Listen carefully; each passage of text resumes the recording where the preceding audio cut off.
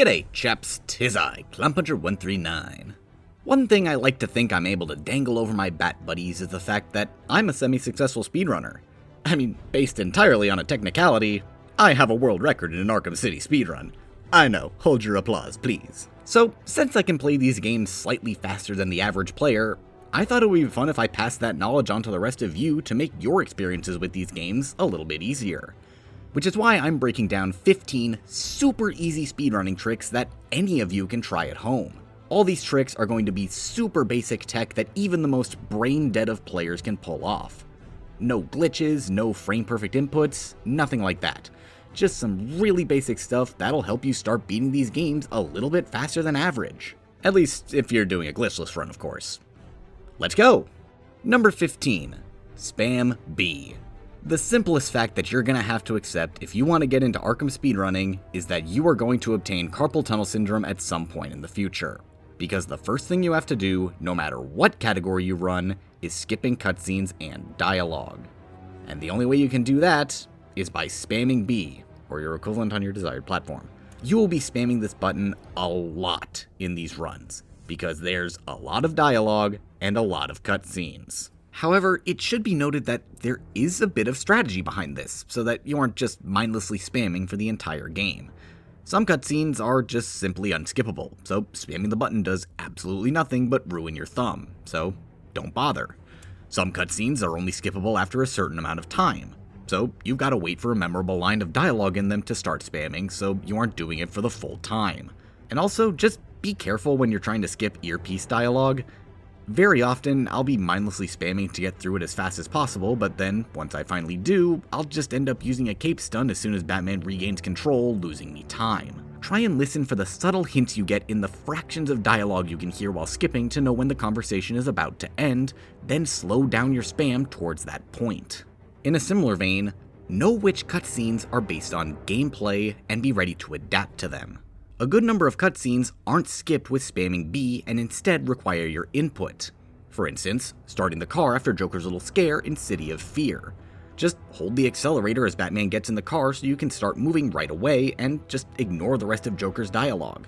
Same thing with meeting the knight behind the glass in Ace Chemicals. Don't just wait there and listen to his dialogue, bring up the weapon wheel to activate the remote control as soon as possible. It's little things like that over time that will significantly speed up your runs and get you back to gameplay quicker, while also making you less tired and less likely to have carpal tunnel before you're 25. So, yes, you're going to be spamming a lot, but you can be a little bit strategic with it, so think before you press. Number 14. Harley Walk. This is one of the most inconsequential time saves in any of these games' speedruns, but it's also one of the most hilarious. So, during the church in Arkham City, you have a little encounter with Harley Quinn that I'm sure everyone remembers because it's where Batman throws her to the ground. Fun stuff, but more fun for speedrunners is what comes after that. After humiliating Harley, speedrunners need to actually manipulate her walk cycle so that she goes out the door quicker. Harley will usually walk around Batman for a few seconds while explaining the Joker's situation, then walk over to and out the door. The weird thing though is that Harley has two different animations for this whole thing. She has a walk to the door, and when she gets to the door, she changes to a different animation of her leaving. Harley will follow Batman wherever he walks while trying to walk in circles around him. So, competent speedrunners walk in such a way that Harley ends up standing next to the door and ignores her first exit walk cycle, only using her door animation. It's a completely random thing that only saves like 1 or 2 seconds, but when you randomly spout something out like, bad Harley walk, in the middle of a stream with no explanation, then go back like nothing happened, you get a few weird looks. So go manipulate Harley's walk cycle when you get the chance, because I think it's pretty funny. Number 13. Fast Joker. The final Joker section of Arkham Knight is a long and slow walking simulator, but there are some really simple ways to make it go faster. The most obvious is to not take in the sights and always be on the move. The general rule of thumb is to turn around 180 degrees as soon as Joker starts talking, because that means you hit a checkpoint and the game has progressed forward. But Joker won't talk unless you actually take in the sights, so be sure that you actually hit the checkpoint and don't prematurely turn around when it's not ready to move forward. Similarly, you can't leave the wake scene until you've talked to Harley 3 times, the final sentence of which will always be Joker screaming "Harley" twice. After you hear that, you can leave the room after doing a few 360s, which is another good point actually. If you ever get stuck in a room, just spin around in a circle until a path opens up. More often than not, that'll get you going. In the radio room, just constantly shoot the radio until it explodes. Otherwise, you're going to be trapped in an unskippable cutscene until Vicky and Glenn stop talking. The final scene to speed it up is when Batman finally shows up. Rather than shooting and running away from him, as you would naturally do, run straight into him so that the I am Batman moment comes up sooner. This also positions Joker right in front of the cage when you return to playing as Batman, which is exactly where he needs to be for the final takedown to take place. All these little things add up over the course of this section to speed it up significantly, turning it from a 20+ minute section to one that's less than 10. Number 12. Quickfire Gadgets. You would be surprised how many comments I get talking about how people just never knew quickfire gadgets were a thing, so they just never used them. While I personally think that that's completely BS because the game literally tells you about them, I suppose at least some of you need some educating on it. So, Batman's gadgets have the ability to be fired quickly, hence the name Quickfire. Batarangs are by tapping the left trigger, Explosive Gel by tapping left trigger and X, Batclaw by tapping left trigger and Y, Wreck Gun or Concussion Detonator by tapping left trigger and B, and the Freeze Blast or Glue Grenade by double tapping the right trigger. These quick uses of the gadgets are far more practical than using them normally, because, as the name implies, they're faster. You'll want to use them more often than the actual gadgets, and get good at using them as well. For instance, the chimney in Arkham City, where you need to pull this cover off with the Batclaw, destroy this floor with Explosive Gel, and activate this switch with a Batarang. All with quickfire variations rather than the regular forms, which are much slower. But don't think this means you can use them all willy-nilly. Sometimes it will be faster to take the time to aim, because the quickfire aim is questionable at times, to say the least.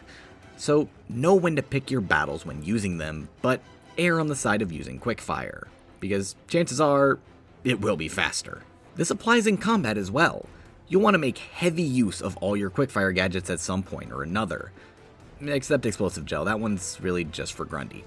But all the others are really great tools. Spamming Batarangs before using the multi-ground takedown will send another 2 to 3 enemies to the ground, knocking them out much faster. The Batclaw is a great starting tool if you happen to lose your combo, because it will knock an enemy to the ground for longer than just a punch, and will immediately get you into a free flow state, rather than requiring 3 punches to do so. The Freeze Blast keeps annoying enemies out of the equation, which is always nice, but can also be used on shield enemies to avoid using aerial attacks. Freezing and then punching a shield enemy will instantly knock them down, removing their shield, which is much faster than an aerial attack. And the Wreck Gun is the best of them all, because it instantly knocks down armored enemies, meaning you don't need to use a beatdown on them to knock them out. And those are only the combat capabilities. There's a ton of possibilities I didn't talk about in Predator that you'll just have to find out for yourself. Again, watch an actual speedrun, or just try one for yourself and see what you find. You never know what interesting tech you might find unless you just try it. Just, seriously, don't forget that they exist, because they are some of the most valuable parts of the game that will increase your speed exponentially. Number 11. Bane Train Skip. This is definitely tech that's veering off into more professional tiers, but I just love this skip so much that I had to share it in this video. During Bane's fight in Blackgate, you get a bit of a power trip segment where you activate the shock gloves and are able to just go ham on him and the enemies. Now, if you're a basic speedrunner, your natural instinct is probably to build up a combo during the charge and take all the enemies down with the multi-ground takedown after Bane does the shockwave attack. This is a good strat that makes the fight easier, but not necessarily faster. If you want to make the fight faster, you need to pull out a few smooth moves.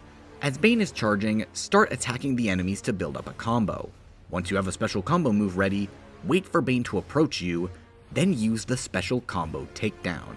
Even as he's in the middle of his charge, Batman will break through and take out that bit of his health completely for free. And that's it. You don't need to survive the Bane train anymore during this fight.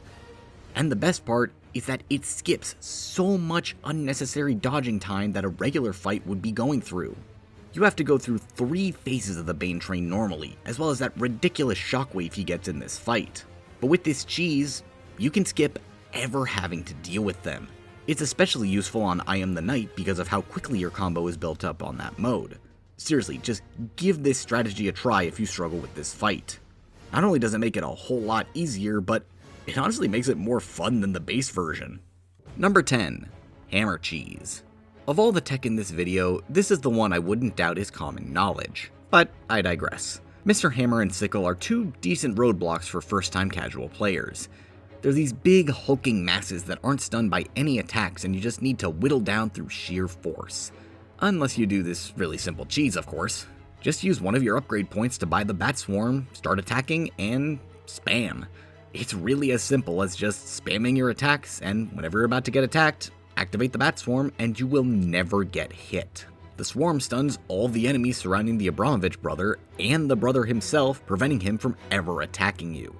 All you need to do is keep that up for 50 damage and the brother will go down just like that. They go from one of the more threatening battles for newer players to a complete joke that you will always be able to take down no problem. And a little bonus fact for you, if you can time your Bat Swarm use as well, such that you can use the Bat Swarm on the 50th hit, the brothers will go down to that hit. That means that you're able to skip the long takedown animation Batman does for them and just watch them fall down instead. But this is very difficult tech to accomplish.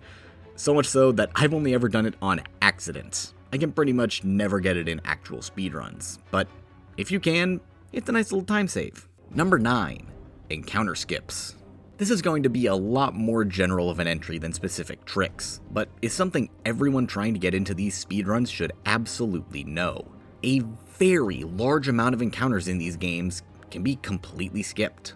If you want to, you can think of it this way. Does the encounter end with a cutscene, dialogue, or locked door? If it doesn't, there's a pretty good chance you can skip it. Take for example, the medical center in Arkham Asylum. The first time you go through here, you absolutely have to take down these enemies. This is because the encounter ends with Batman talking to the doctors to know where he needs to go next. However, after saving the 3 hostages, Batman returns to this room for another Predator encounter, where you're normally supposed to take down these 3 enemies, then move into the elevator. However, the elevator is open at the start of the encounter, meaning you can just glide off the gargoyle you start the room on, right into the elevator and skip taking these enemies down. This is because the encounter doesn't end with Batman going into the elevator. Going into the elevator is a separate check than defeating the enemies, meaning the game doesn't check for them to be defeated, just whether or not Batman is in the elevator. Here's another example. In Arkham City, on your way out of the sewers after defeating Ra's al Ghul, you'll find yourself back in the subway terminal where you originally fought off Penguin's guys with the jammer. Rather than go through the long process of meticulously planning to take these guys out, just throw a smoke bomb and leave the room.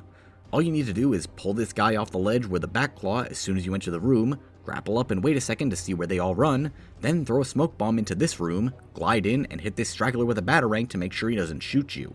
And then the room is skipped. You don't have to fight any of these guys because there's no cutscene associated with beating them. Just distract them a little bit and you can leave. And this isn't exclusive to Predator encounters either. This can be done on a few combat sections as well, like right here outside the GCPD before the Mr. Freeze fight. You can just throw down a smoke bomb and activate the door with the rec gun, then run down into the chaos to completely avoid fighting them. They got a lot more strict in Arkham Origins and Night, and it's a lot harder to just flat out skip encounters. But there are a few small ones here and there if you know where you can look for them. Most notably sections in Night with the Batmobile attached.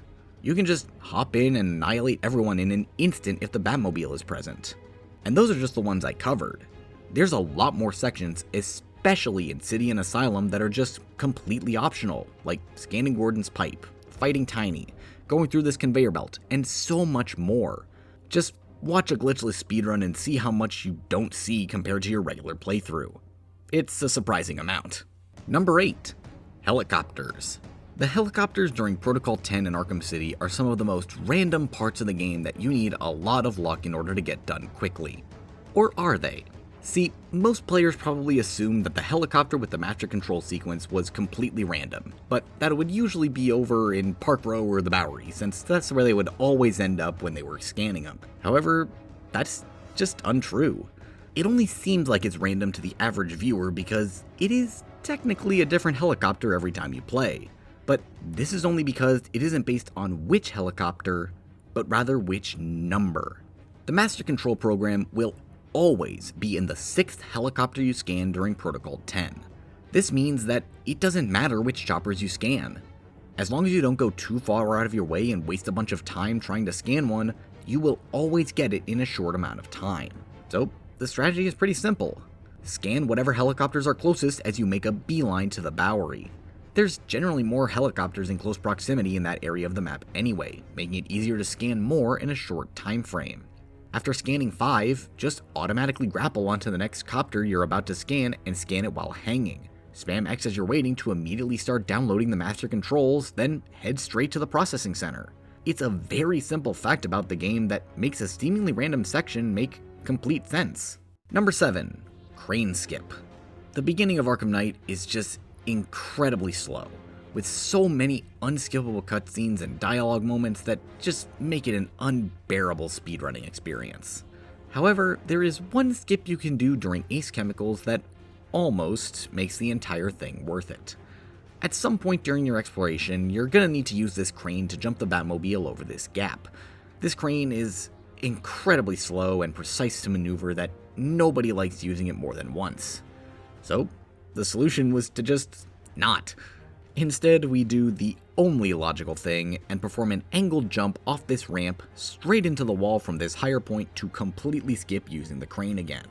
It's stupid, it shouldn't work, and frankly, it does not make this early section of the game worth it at all, but goddamn, it is really fun. Number 6. XP and upgrading.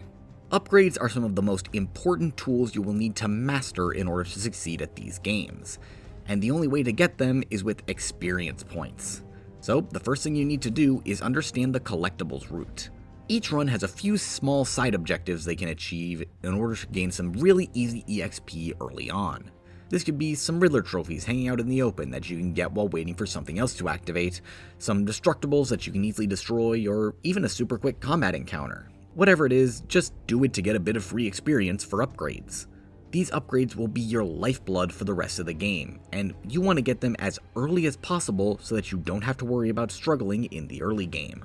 Furthermore, there are some upgrades that are only necessary way later down the road, but that aren't equally as important for your success in the early game. So, the longer you can put off getting them, the better, because it allows you to do a little thing called upgrade dumping. Going into the upgrade menu multiple times throughout your adventure gets really time consuming. Not only do you usually have to navigate over to the menu, but there's usually a small animation that plays when you open it, taking a bit more time. So the goal is to put off getting as many upgrades as possible until you get a bunch of them at once, hence dumping all your upgrade points in a single session. This means that you only need to open the menu a few times throughout your journey, saving time overall, regardless of how many upgrades you actually end up getting. Again, much like a lot of these other strategies, it's a very small time save, but one that will add up over time the longer you can hold off on upgrading. As for which upgrades to get and when, honestly, just watch an actual run for that. There's just way too many things for me to explain them all in a single entry. But Critical Strike is usually a good option. Number 5. Avoiding Man-Bat and Joker. One of the simplest time saves you can do in Arkham Knight is making sure you don't run into unnecessary cutscenes. These especially include the Man-Bat and Joker jump scares that seemingly randomly appear throughout the game. However, they're actually incredibly easy to avoid, both to keep yourself from being scared and also to save time. The trick is to never grapple onto regular buildings. Man-Bat and Joker can only appear on regular buildings with long and, more importantly, flat ledges. If there isn't anything for them to hide behind before jump scaring you, it's not much of a scare, is it? So the trick is rather simple. Just grapple anywhere else. Use the skyrail bars across Miyagani or the cranes on Founders, and just never worry about Bleak because they can't even appear there. By the time you go onto the airships for the first time, you'll no longer have to worry about Man-Bat, as he'll have spawned in the overworld and his jump scare will no longer be active. However, that's when you need to start worrying about Joker. Because of how many buildings you need to go on in Founders Island, it can be a lot more difficult to avoid him. I've found that I most often end up getting jumped by him when I'm about to deactivate the second radar for the missile launcher.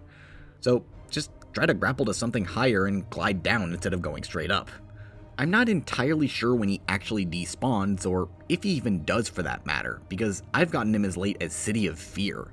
That said, that's the last time you should be gliding around Founders for the run anyway, so just be careful during that section and you'll do just fine.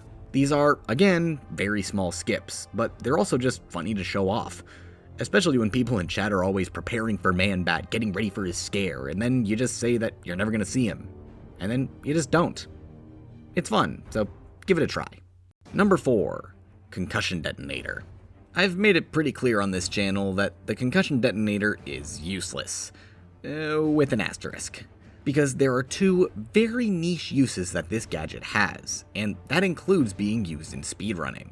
This is one of the most broken gadgets against both Copperhead and Firefly, which are otherwise some of the more difficult bosses to do quickly in Arkham Origins. So what's the strategy? Just keep spamming the detonator. I swear, this is a legitimate strategy that will automatically make you 10 times better at these fights. Against Copperhead, any clones in the general vicinity of a fully charged concussion detonator will automatically be destroyed, meaning that with just the press of a single quickfire button, you will take down 2 to 3 clones in an instant, no matter what difficulty you're playing on. This makes it so much easier to whittle down their numbers and start looking for the real Copperhead. And on Firefly, it's somehow even more broken, because this gadget will automatically stun him. If you can land it, that is. This is definitely a much harder gadget to use against Firefly because of how mobile he is, but when you do land it, you'll be getting off battering shots like nobody's business, annihilating his health bar and perfectly setting up for a backclaw attack to take out even more of his health. It's genuinely broken against him. Again, if you can land it. There'll be times when I'm trying to hit him and he just keeps dodging, so you definitely need to know when the best time to use it in, like all the gadgets in this fight. Now, these are the only uses a concussion detonator will ever find, but they're surprisingly important uses that make difficult parts of the game actually possible to go fast. Number 3. Quick Grundy. How fast someone can beat Solomon Grundy is a pretty good indication of how good they are at Arkham City. Being able to place gel while the generators are shooting off electricity is a very difficult thing to do. So much so that I still can't do it consistently even after all my time playing. Thankfully, there is a way to mitigate how often you have to deal with it. The fight actually starts with the generators powering up, because Grundy starts the fight at only half health. But there's a really simple trick to make sure that they don't activate in the first, or even the second phase at all. All you have to do is shock Grundy with the rec gun. That's it. When the fight starts, simply quickfire the rec gun at Grundy to fully heal him. This sounds counterintuitive to heal a boss, but it works because it ensures that the generators won't need to power on to top off his health. With that being the case, you can freely place explosive gel on the generators without having to worry about them powering up until the 3rd phase. Because phase 2 starts him at full health, you don't even need to remember to do it a second time. But that's only half of what I've got in this entry. To make Grundy even easier and quicker, just stun lock him. Something that makes Grundy easier is that he stumbles back every time you destroy one of the generators, and this stumble lasts a really long time. When you get the timing just right, you can essentially make it so that Grundy can't even move after the start of the battle. The trick is to not blow up your gel until you've run over to the next generator. That way, while Grundy is stumbling from the shockwave, you have the perfect amount of time to lay down another set of gel and start running over to the next one. The detonation will also destroy any maggots that may have spawned during phase 2, so you won't have to worry about killing them either. Also, quick side advice, you can still place gel on the closing generators in phase 2 regardless of them being open or closed. You just need to time your detonation with them being open. However, you want to do the exact opposite of this strategy in phase 3. This is because it doesn't matter when you detonate in this phase. After you destroy a generator in phase 3, all the remaining ones will always begin shooting their beams no matter if they had just done it or not, meaning it's ideal to just detonate it immediately and hope for the best. Although if you can time it with one of Grundy's attacks, you can stop him short and make it so the shockwave will never hit you, so that's pretty cool. But yeah, put these strategies to use and at least try to get good at placing gel on active generators, and you'll be a Grundy killing machine in no time. Number 2. Batarang Ground Takedowns. This entry is specific to Arkham Asylum because of a little fun fact exclusive to that game. Silent takedowns are almost completely irrelevant in Asylum because of one change that was exclusive to this game. Ground takedowns are silent. This means that if you are ever in a situation where you're about to use a silent takedown on an enemy, just don't. It's so much faster to just throw a batarang and follow it up with a ground takedown because it accomplishes the exact same thing, but faster.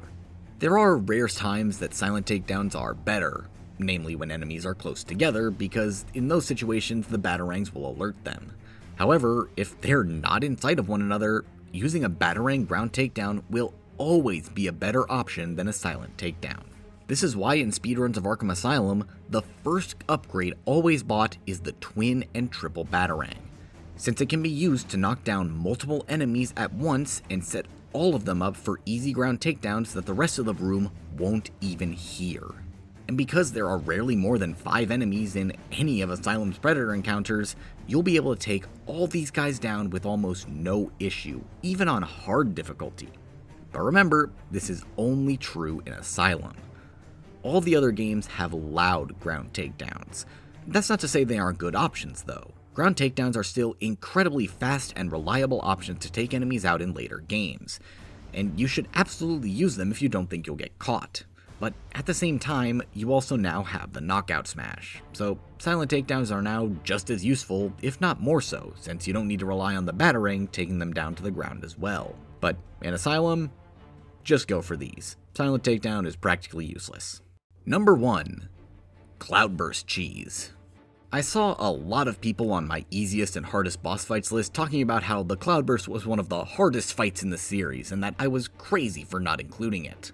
While that may be the case for total noobs, for veterans, this fight is impossible to lose because of some of the easiest tech imaginable. Here's all you have to do. Take down all the Cobra tanks like normal, which is made especially easy if you use the drone hack, quick little bonus tech for you, and then get ready to fight the Cloudburst. Shoot one of the weak points on the Cloudburst, and then make a beeline for the clock tower. If you don't know the layout of the map, this might be a little hard, but the Cloudburst tends to stay in the center of Bleak Island near Chinatown, and the clock tower is pretty much right next door. You'll know you're there when you see this little path underneath the building. Now this next step is very important, so listen closely and pay very close attention because I will not be repeating this. You play Ring Around the Rosie for the next 3 minutes. I'm not joking, it is that simple. The Cloudburst AI gets really confused in this area. It's programmed to always take the shortest path to reach Batman. But the problem is that this area is so small that the shortest path is hard to constantly calculate. It'll keep going back and forth between which path it should take to hit you. All the while, it's constantly turning while you're behind cover, meaning it will never launch an attack at you. All you have to do is keep moving back and forth around this little square, watching the radar to see which way he's turning, and wait out his overcharge 3 times to beat this fight like nothing. It is without question the cheapest way to beat this fight, but turns it from one of the hardest fights for new players to one of the easiest of all time that you'll be beating damageless every single time in the future. At this rate, the hardest part of the Cobras, and again, I point you to the drone hack. If you want to see more tips like this, doing all the YouTube stuff will help me and tell me that you want to see more. If you're a speedrunner and there's a tip I missed, let me know about it so I can improve my own gaming skills as well as teach others in the future. With all that said, go pick up your favorite Arkham game and submit a speedrun just for the hell of it. You never know. The world record could be yours someday. Just don't take my 100% glitchless speedrun, that's mine, got it? Thanks for watching, and I'll see you later, chaps.